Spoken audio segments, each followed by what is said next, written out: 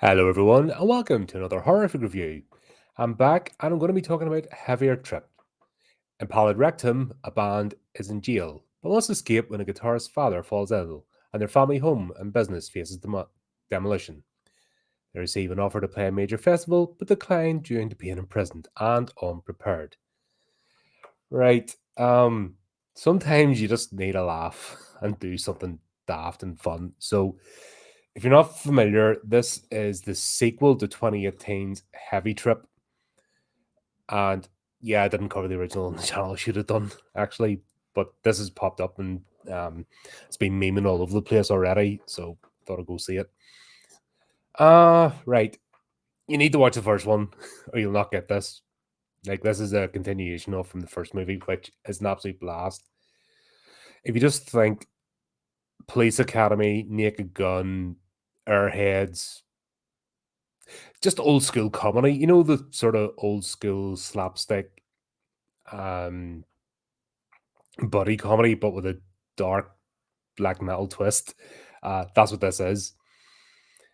Um I think you have to be familiar with the metal scene. There's a lot of in jokes.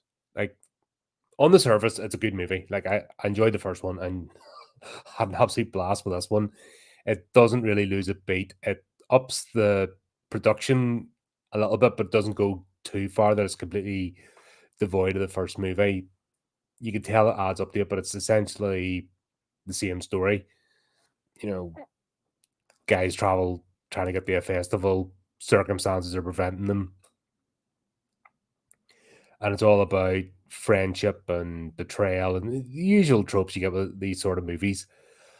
Um, but you need to be familiar with the metal scene, I think, as well to get this because there's a lot of jokes about the scene itself and uh like Zytrax, he is the purist.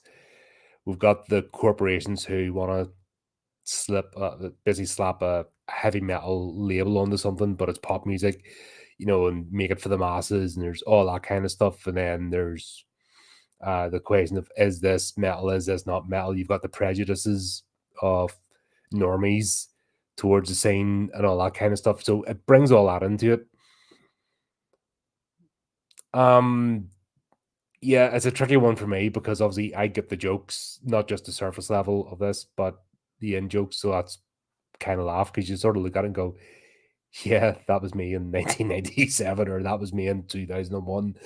Yeah, I was one of them guys. You know when you've got like I can give my example of the new metal era come in around about the late 90s, early 2000s, and all of a sudden there's us black t-shirt wearing, you know, leather jacket wearing folks are encountering the wallet chain brigade, we used to call them, because they all wore the baggy jeans, you know, American skater types with the big wallet chains hanging out, and they wore their baseball caps and strange stuff, and it was worlds colliding, if that makes sense. And that was a whole thing. We've now got the new sort of electronic metal genre in, you know, using electronics and various metal's always collaborated, you know, with uh metal and all, sorry, rap and other genres. But this modern age where it's collaborating with dance music essentially and bringing back old school rave, but making it into metal and dubstep and you name it, you know. And you've got the current, like, way ahead of me sort of generation of fans bumping into that, like I did in the late 90s, and the reaction sort of thing. It's funny how things move in cycles and generations and it never changes. I think that's when you get older, you kind of like, yeah, seen there, been there, done that, you know, got the angst out of it. But yeah, all the members of Impaled, and that's why they pronounce it because they're Finnish, but Impaled Rectum are in jail due to the events of the first movie. So you gotta see that. And they are taking the stage in the, like, this is that's part of the joke as well of sort of European prisons and that, you know, they're more like hotels and stuff. And the warden wants to get a good review on Prison Advisor, you know, so that, so there's a bit of social commentary as well, and jokes and stuff, and it's very self-aware. It's one of them. The people understand who they're making fun of. They are the people they're making fun of themselves, and don't take themselves too seriously. And it's if you've got that sort of attitude about life, you're gonna love this movie because that's the way it sort of looks at it. And like I said, sometimes you just need that. Sometimes you just need that. Just yeah, fuck it. What the hell? What am I getting upset about? Gotta just get on with things. Hey, Chris. Heavier trips is what my doctor calls it. Each time I go for a physical, do you sit and go, "Oh right, gotta think of one, gotta think of one." Whoosh, get the whip out. Whoosh, whoosh. Ah, good to see you, man. Have you seen any of these? Have you seen the first one? Uh, it's one of those movies. If it's not in your sphere, it's not in your sphere, sort of thing. Just making people aware of it. Now, we do have. This wasn't as dark as the first. Like the first one had a lot of dark humor, like Turo, not Turo, the guitarist's parents basically worked in a reindeer slaughterhouse, and there's loads of blood and stuff, and one of their bandmates dies, so they bring his corpse with them to steal a van, take his corpse, and take it to a metal festival. It's that sort of dark humor. There's not as much of that in it, which is a bit of a shame because that's what made the first film unique. Was that sort of irreverent, you know, not afraid to go there.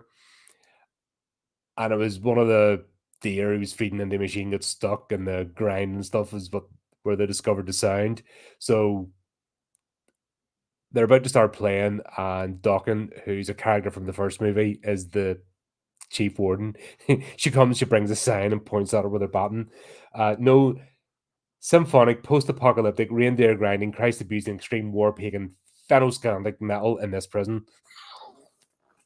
Because that's what the come up with. But then, once again, that's the joke of the metal scene.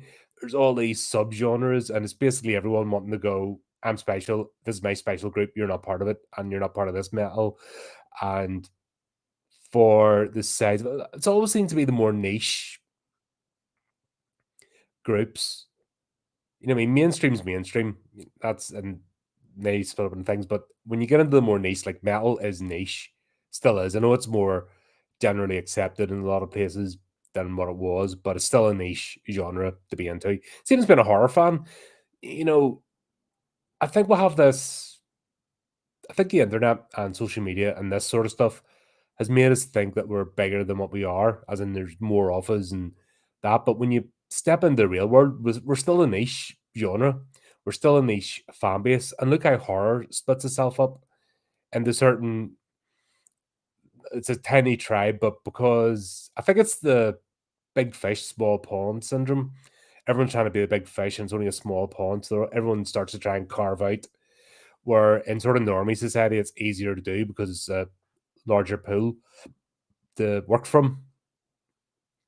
But when you're trying to be impressive in a small pond, and everyone's tries to sort of, and it's a human trait, everyone does it. I do it. I mean, I'll admit that we all try to be our own little thing, and yeah, here's where I'm coming from. It's what makes me different from others, and at the end of the day, it's still most people you'll talk to won't know half the bands they're talking about in this. They won't get the jokes, they won't get the scene because they're not part of it. And especially the whole um, European, sort of Scandinavian death metal, black metal scene is, that's even nicher than niche within, and it's a very European thing. I I don't know. I just like I said, I had a blast with this movie. May not be your cup of tea. I would have liked it to be, uh, like I said, a bit more on the darker side. I think they've kind of fluffied it up a bit, but still fun. And it carries on the story. What I like is that actually carries on the story, and they brought back like the main returning cast. Dawkins in this, I love her. She is a brilliant character. She was essentially the Norwegian border guard, the border between Norway and Finland. It's a barrier. And you have to see the first movie, like, to get her character. But now, because of the events of that, and because the band caused the events of that, she's now demoted and she's the chief warden in the prison where they're staying. Uh this is essentially Turo's story as a lead singer. I know he featured heavily in the first one, but it was more of a band thing. But this is more about him and lead singer syndrome. So you know where you got bands that, oh, they're a lot of fun. Based on HP Lovecraft's Bride of the Reanimator. Yeah. As far as I haven't done these yet on the channel. Yeah, they're absolute classics. They're just seen in that. That's pure comedy.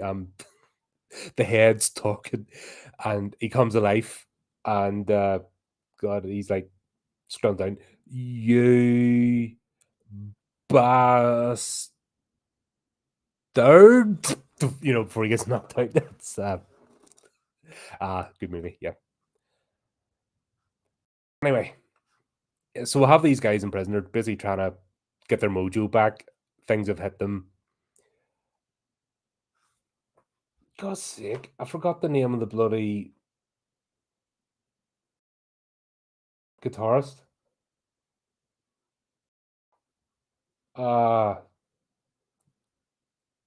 Z-Trax is the Olo Z-Trax. Turo's the singer. Z-Trax is the bass player. Olo is the drummer. I forgot to put the fucking name of the guitarist down. Which I'm a dummy. I'm a dum-dum. Anyway, it's a guitarist's parents. I'm going to refer to them as a guitarist now, and I'll apologize profusely for being an idiot. His parents basically get an overdue notice or something from the bank, and the father has a heart attack. So it looks like they're going to, lose the reindeer slaughterhouse and stuff, and their house and home and everything. And this is where they don't know what to do, and then enter Fisto, who's a music agent, and you just know exactly how this is going to go. Like, he is the sleazebag,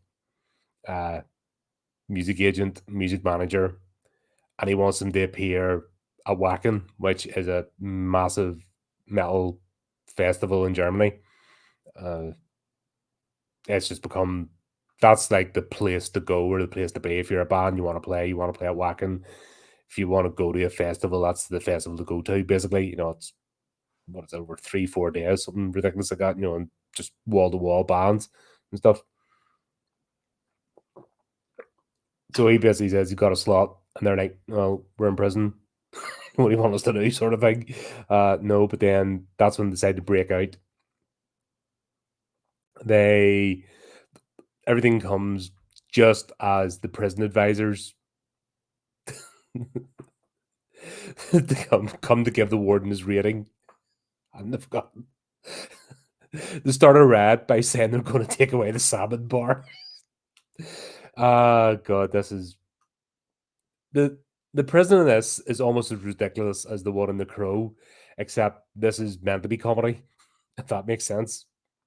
This is meant to be comedy parody out there, and yeah, it actually has a realistic feel. They have it on like an island. It's almost like an Alcatraz, a European version of Alcatraz, and they can only get to it by helicopter and stuff. And once again, it's that old slapstick comedy. How they get out and the guard at the gate. It's that whole anything goes. Oh well, yeah. Oh, you forgot your pass. No problem. Let you out, and they're shouting to close the gate. And like, oh, gotta close the gate. You better get through first before I close it. Sort of daft. And then they get off in the boat, and it's going like a mile an hour. Just slowly pottering away. Like they could be captured at any time, sort of thing. But it just plays out. So,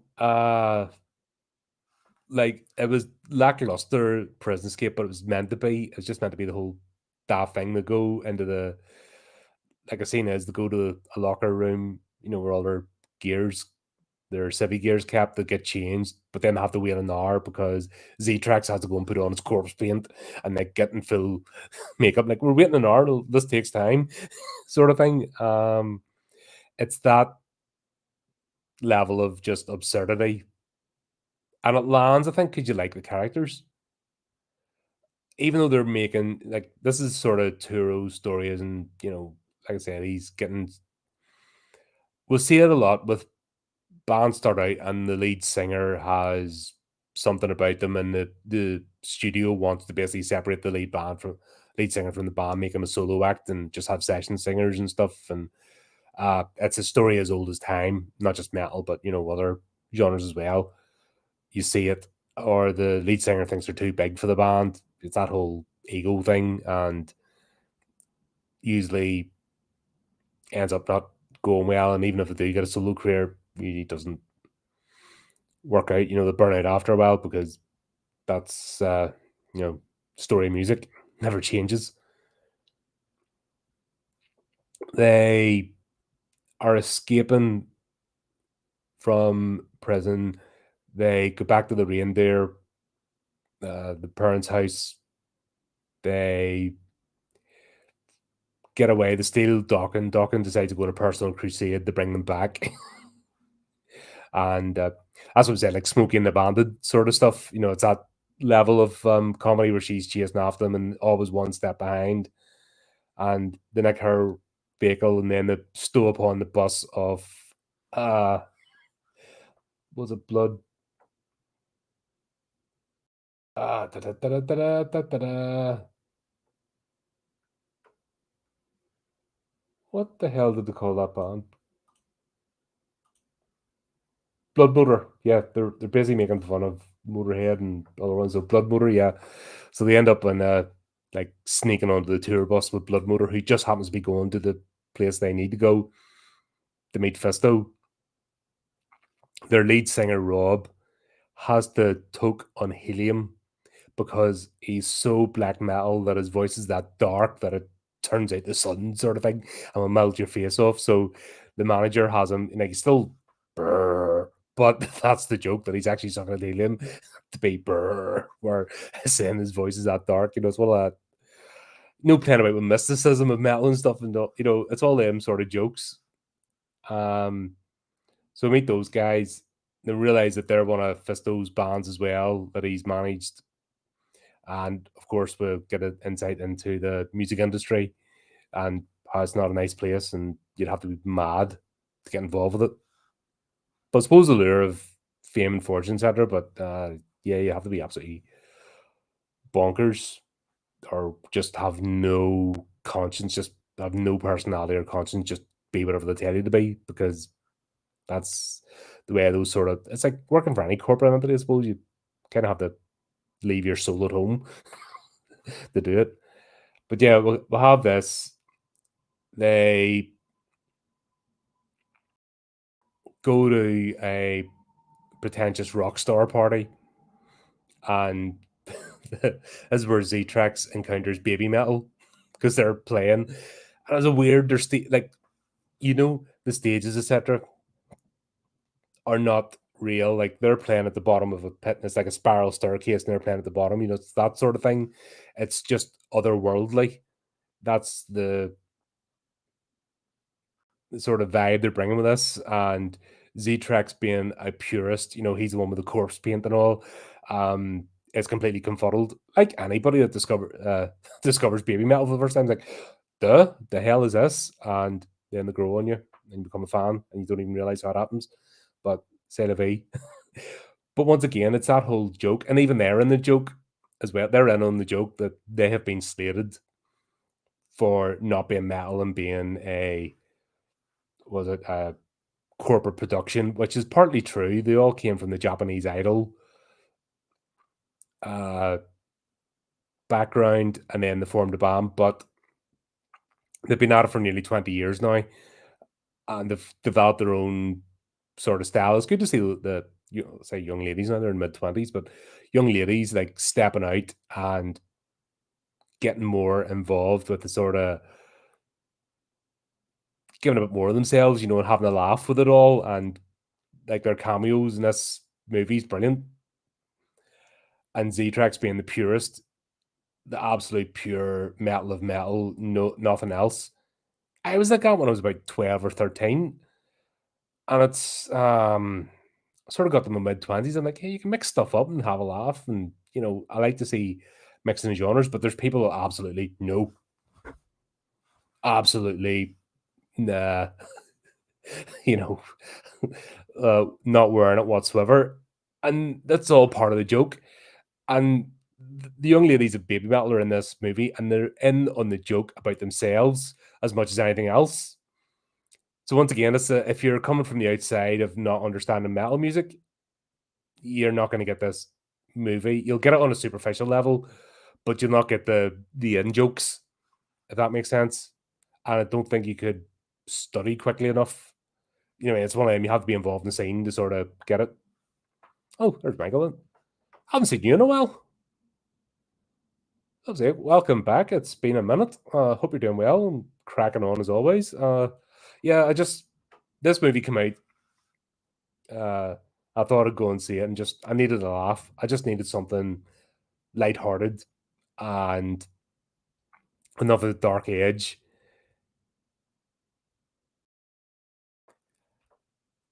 Okay, so I said at the start, if you think Cannonball Run, Police Academy, Naked Gun, Airheads, but with a black metal twist,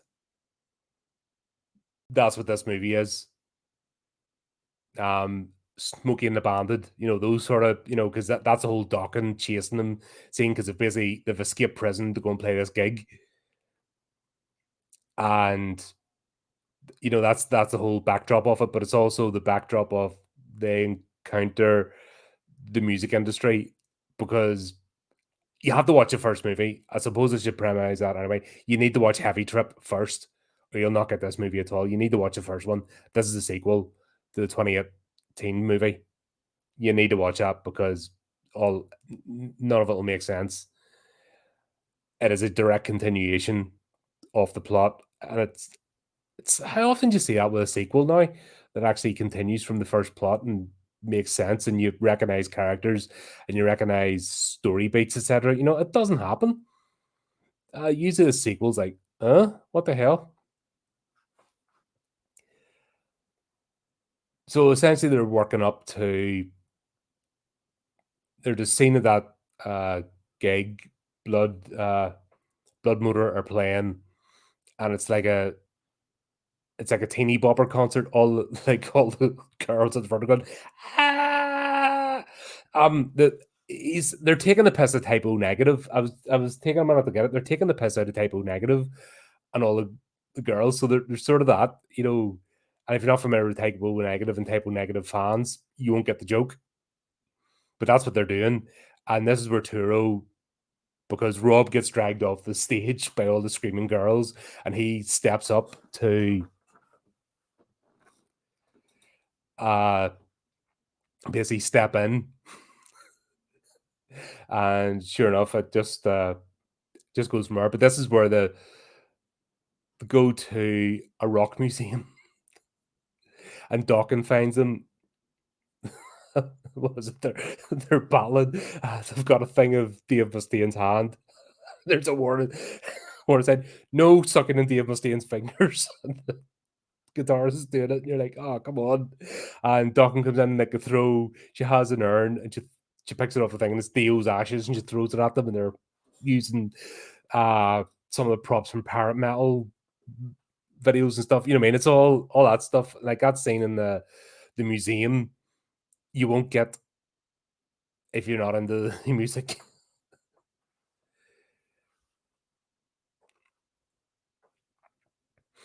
God, he was a big intimidating dude as well. Like that bloke was massive.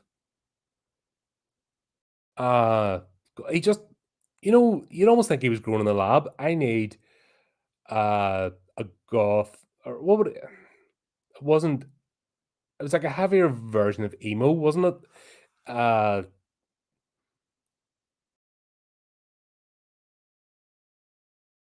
oh god. I can't like once again, that's a joke as well. What style of metal is it? But you know, in all the subgenres, that's you know that.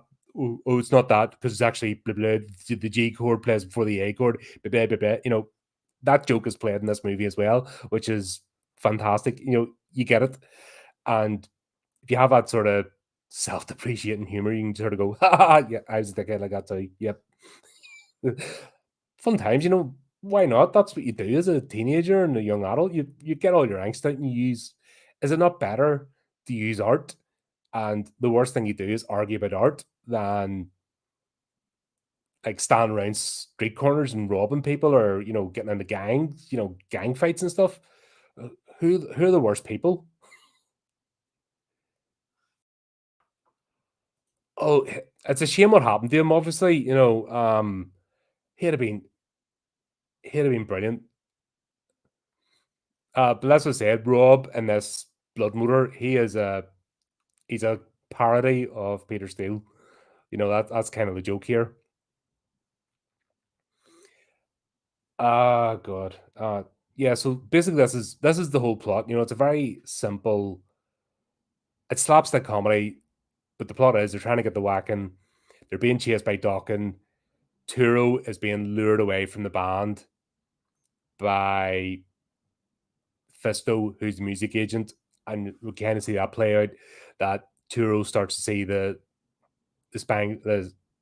star-studded lights and the I'm going to be the superstar and that kind of stuff. And it's that buddy moment of you know will he betray his friends ultimately? Although, so you need to see the first movie to understand why Ulu's in the band because the whole point of the first movie is the death of their first drummer. But they take Ulu's character up to the next level with his rage. They do it with the makeup and stuff, and it's just it's fantastic. Uh, like this character, like they're all great characters. That's when can I say that about a movie? Like you just got wholesome. Even Dawkins, who's the villain, Fisto, who's the villain. Um, they're just playing ridiculous characters.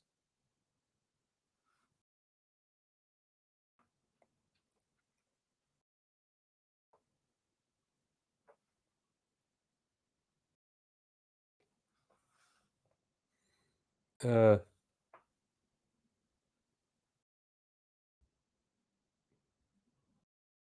oh yeah, yep. Uh,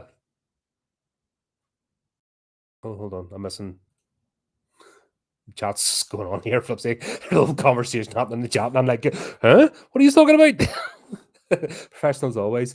Yeah. So that's basically the way it's sort of playing out. Yeah, Dawkins is she is the head of security, but once again, in joke. And like I said, you see her story from the first one, and she's carrying on that she's Smokey in this. If you think about Smokey and the Bandit, if you've seen that, she's a Smokey character. She's on the chase because they've escaped from prison. You know, every death metal trope you can think of is being played out here too, which is hilarious. And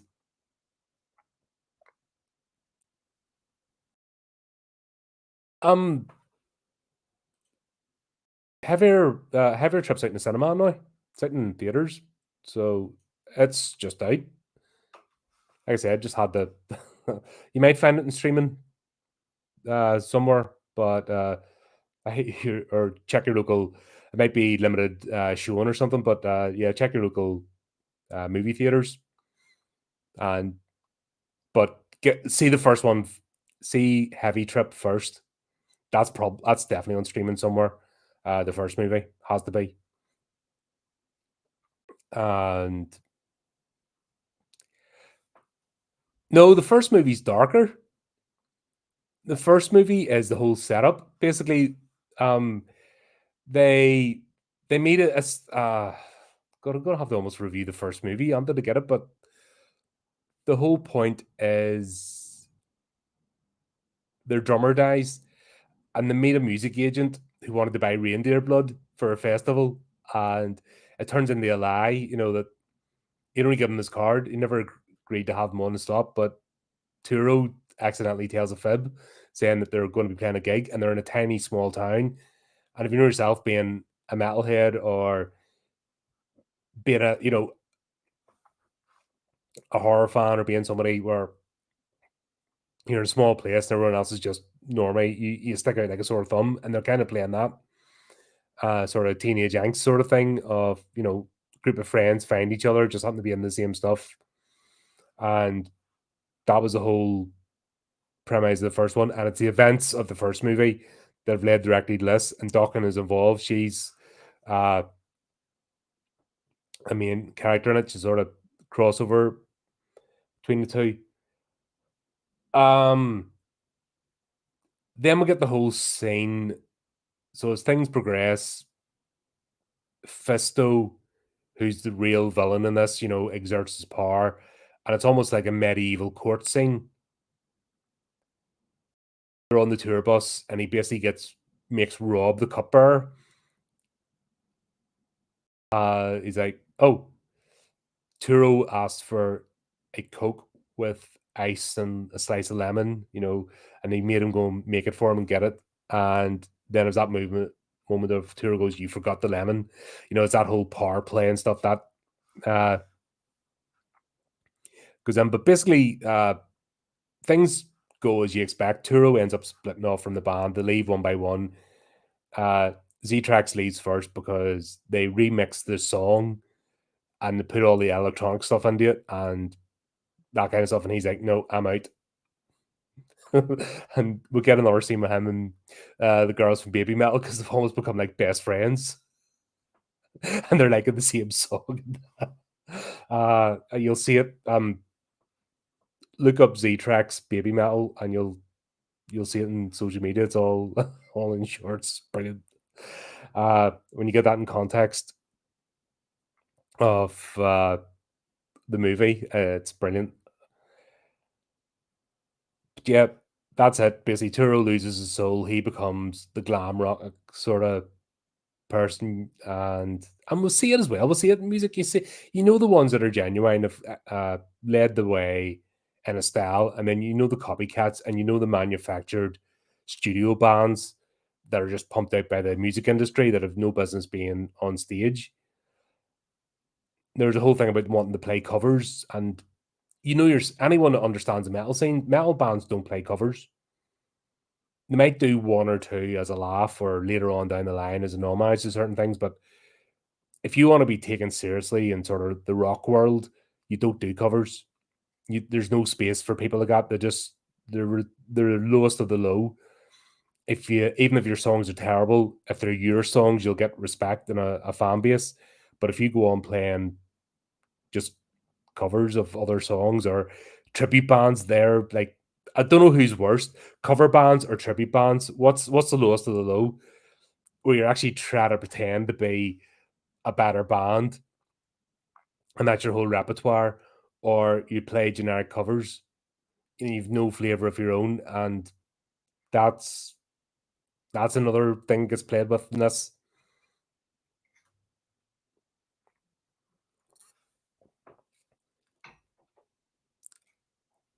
Nudges and winks, not full on. It's a low budget movie. Bear this in mind. It's a low budget movie, and the songs that they play, for example, they were, I can't remember who mastered them, but they were written for the movie. The songs. It's not a music movie. That's why I'm saying more Airheads than Through the Never. It's not a band movie as such. We just use it to play tracks. The only track that's actually played in anything is Gimme Chocolate for a bit. That's it.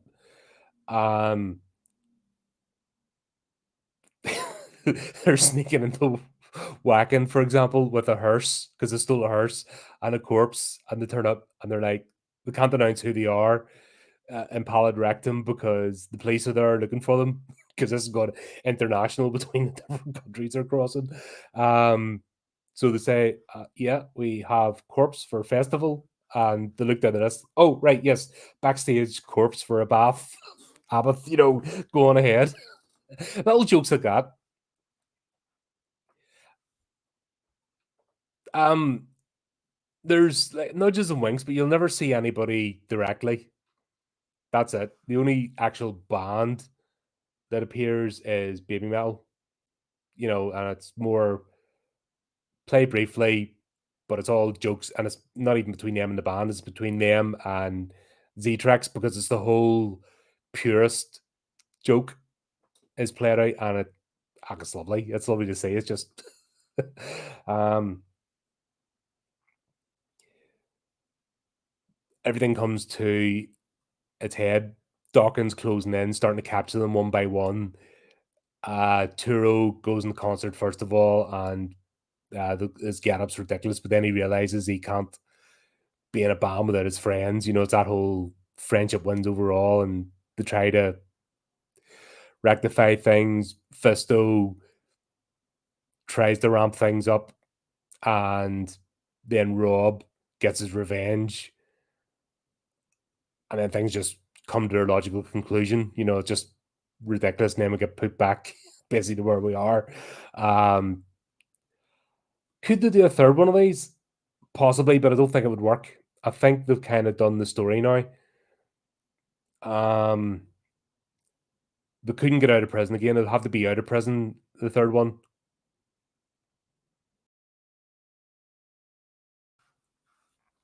I don't know if the jokes would land again. It would have to be a completely different setup. They could have the same characters, yes. They could have them maybe riding on their popularity and explore that, but the whole traveling to a gig again wouldn't work. They've done that twice now, and I think they've done everything they can with it. I was impressed how, especially comedy. Comedy is so difficult, and a lot of comedy doesn't land for me. That, as you well know, but they just made it a wee bit too light. So they need to go back to the original darkness, which is cool. I thought it would. I thought the second one they put it all in English, but thankfully they didn't. So they still kept it in Finnish with subtitles, but then they spoke English between each other, which is great. Because you're dealing with all different countries and stuff, so everyone uses English as the Babel fish. So that's cool. No problem with them sort of movies. A lot of fun. But there you go. That's it. I had a good time. Let me know if you end up watching the movies, or if you have already. Let me know in the comments. Cool. I missed them. I was going to go. There's a couple of gigs coming up next year. I'm tempted to jump on board with. Start getting myself out more because I'm coming in fusty old man, knocking out all them damn kids. Need to get out and do a few more gigs now. But yeah, it's not so much songs, it's bits of songs. It's the idea, not so much actually just playing songs to save it. It's the idea, it's the themes behind the music and the stereotypes. That's basically what this is playing with, and has a lot of fun. Anyway, there you go. Let me know what you think if you check these movies out. And until next time, keep up to date with the channel, do the type of clicky things, and remember to keep it creepy, keep it horrific.